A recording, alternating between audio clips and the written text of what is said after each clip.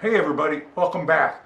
So remember a little while ago, a couple of weeks ago, I tested and reviewed the Bestarc MIG 145, and my biggest complaint with it was that it only had this little short, very short 4 foot long MIG gun lead on it. And my biggest problem with that is when you're working on a car, working underneath the car, you're almost going to have the welder sitting on your chest in order to do anything, or have it, if you're under the hood, have it up under the hood with you. It's just too short to work around. It's too short to work around the motorcycle, for crying out loud, much less a car or a decent sized truck or a Jeep.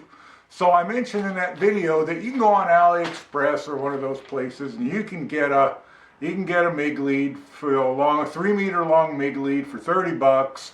And some people told me, no you can't, you go down to your welding store and they're $150. Yeah, well, you know what? You know what your mistake was? You went down to your welding store and you bought one that said Lincoln on it, or Miller, or Hobart. Of course it's expensive. So, what did I do? I got on AliExpress, there it is there. I got on AliExpress and I bought a, I don't know, can you read that? I can't. It's a MIG gun with a lead on it, and it's 4 meters long. It was $29 and change. I think with tax it cost about $32, $50, 33 bucks to get to me here, and I'm going to put it on. It's got the exact same gun on it that's on the machine now. This is the same gun that's on all of these little inexpensive welders. I've had 4 of them. They've all got the exact same gun on them. Doesn't matter whether they're Flux Core or whether they've got gas in it. It's the same gun. Now, if it's Flux Core, the lead probably does not have a gas hose in it, so you got to make sure that you buy the correct one if you have gas, and this one does. So I'm going to put that in. It's 4 meters long. This will give me the reach that I want from this MIG welder. Let's take a look at it. So here it is. You can see it's the gun, same gun that's on it. Nice gun. Oh, and forgive me, I've got a new camera. Well, you know, new to me. I'm a cheapskate, so I bought it used. But I've got a new to me camera. I have autofocus turned on. It seems to work pretty good, but you know, it does seem to be, it's good autofocus, but it sometimes seems a bit sluggish.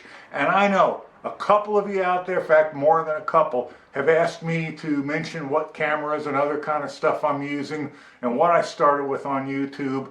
And I promise I am going to make that video. It's just going to take me a little bit of time to set up. And I know you're going to some photography website and you're saying, what's a budget camera for YouTube? And they tell you to go out and buy a Sony a7S III with some really nice lens, and you know, it's 4,000 bucks. That ain't budget, that to me anyway. I did different than that. We'll discuss it, I swear, in a very soon to come, not so near distant future video. I will do that. But anyway, let's take a look at this. This is 4 meters long. See, it's got the same gun on it. Where is it? There it is. This thing has a flippy screen so I can see myself in it. And as you can see, it's got both the trigger for the, it's got both the sleeve for the wire. It's got the power lead. It's got 2 trigger wires, and it's got a gas hose. So let's get this thing apart. Let's get this shorty off of it, and let's put this one on it. So first thing we got to do is we got to get the cover off it. It looks like it's all Phillips screws. I'm going to use this little Denali Amazon one I got. I think I paid about 22 bucks for it. Actually, it's been pretty good. Torque Test Channel reviewed it along with some other screwdrivers and found this one pretty amazing for the price, and that's what convinced me to buy it. So we're going to pop all these screws out.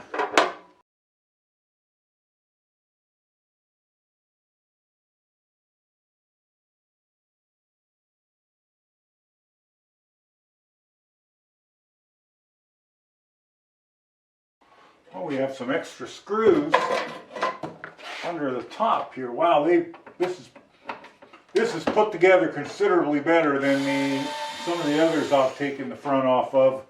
This has a lot of extra screws in it. Probably twice as many screws as I've seen in some of the others. I also like the fact that the circuit board on the back is blocked off.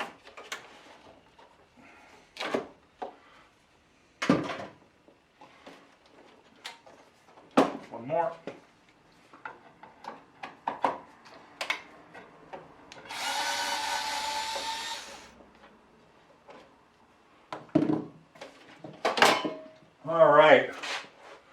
got to the guts of the thing, let me show you what we're dealing with.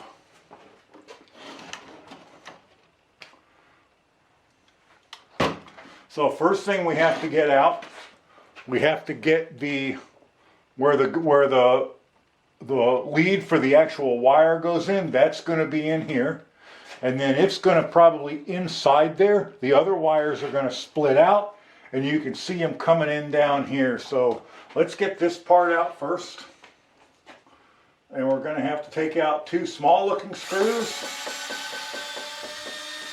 Oh, you know what, let's roll the wire back in on the spool, just so it doesn't go bonkers on me.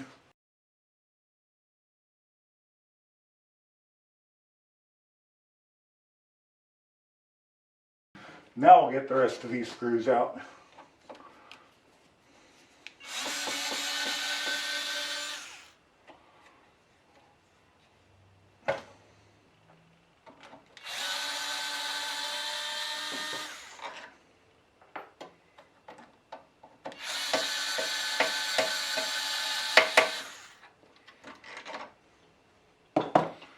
Okay, here is the lead to the torch. We're going to have to unthread this off the front. The machine's upside down now. The two trigger wires that are coming from the gun are right here, and they lead to this little connector here. So I'm going to have to pop that apart, and the new one does not have a connector on it. It just has bare wires. So probably what I'll do is I'll just cut this off about here and just splice it because I'm lazy. And then the gas hose comes to this quick connector up here. You just pull that little blue thing down and that pulls out, just like a 3D printing connector or a small air hose connector if you're familiar with those. And then the heavy lead, it goes around to the other side and up to the back, to the back of the face, and I'll show you that too. But let me get this out of here, or let me just go ahead and cut it and splice it, and I shall be right back. One thing worthy of note, if you're doing this on this particular welder, the heavy cable that leads from the MIG gun, on this machine, it doesn't come down to a jack on the front panel. It actually leads to this dongle. So what I'm going to probably wind up having to do, in order to get enough length on the new one, if I can find the end of it, here it is over here, so long I can never tell where the end of it is.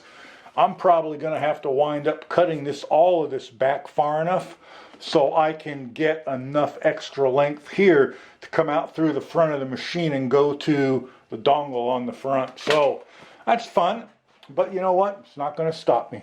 Once you push back the rubber here, this connector is just held on with a single Allen, and that way we'll set it to one side and we'll hook it to the end of our new one. Before I put this through, I need to put this on, focus, and this little thing, they both need to go on. This goes first. All right, so that slides back down there like that, and then this piece goes on there like that, and then this all goes through the front panel. Let me zoom out a little bit. Didn't realize I was still zoomed in so far. This is all going to go through our front panel, and I'm going to have to cut the end off of that.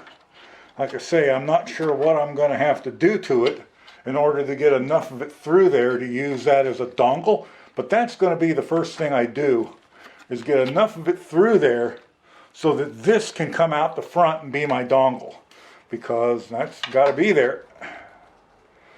I'll have to cut everything else back, but that's not a problem. Another thing worthy of note, using the original gun, using the original lead and lining it up with the dongle here on the end with the, the heavy cable that leads out to the dongle, I can easily then figure out how long the rest of these need to be. And I think I'm gonna have to shorten that outer cover back even further. Wow, yeah, they really lost a lot of length because of the need for that dongle to come all the way through the machine, out the front, and turn back around. So yeah, I can tell it all from here. Fun, fun, fun. At least I bought a long one. I'm glad I bought a 4 meter instead of a 3 meter. Okay, I have this all in. I believe I have everything the right length now.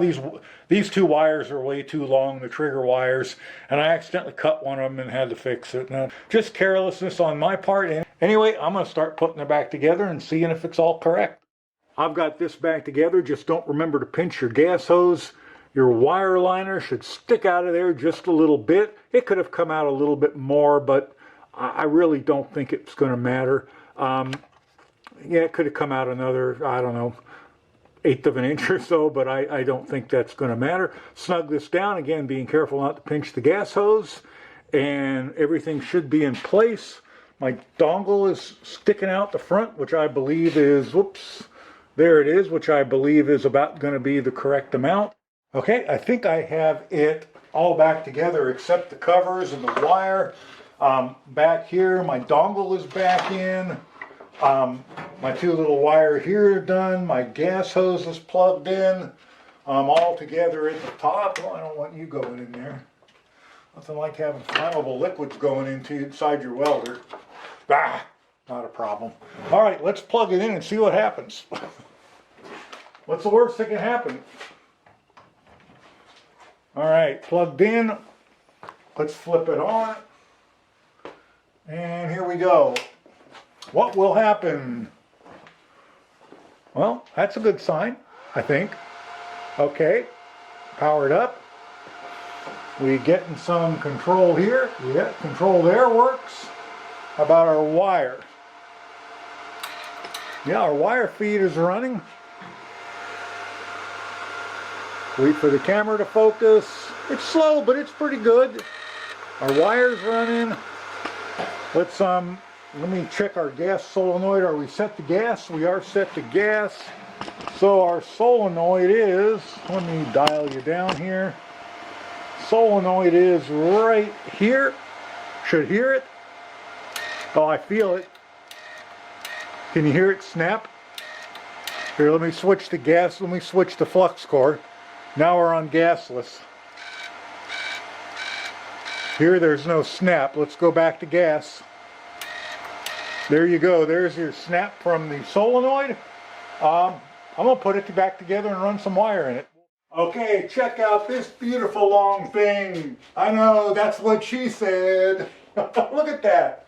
Now that, my friends, is a MIG gun. So, let's power it on. Let's hook the ground and everything up. Let's make sure it actually welds. Okay, I don't feel like getting all geared up and I don't want to burn holes in my clothes, so I'm not going to do a lot of welding. But we're set at 100 amps, gas is on, and we got a piece of metal to weld. We're on solid steel core, solid steel wire. Let's just make sure this thing works. Make sure that we are on weld and not grind or cut. Oops, where is it on this one? We are on grind. Now we're going to come all the way down to number 10. There we go. That'll be better now. Here we go. It doesn't matter, I'm just testing.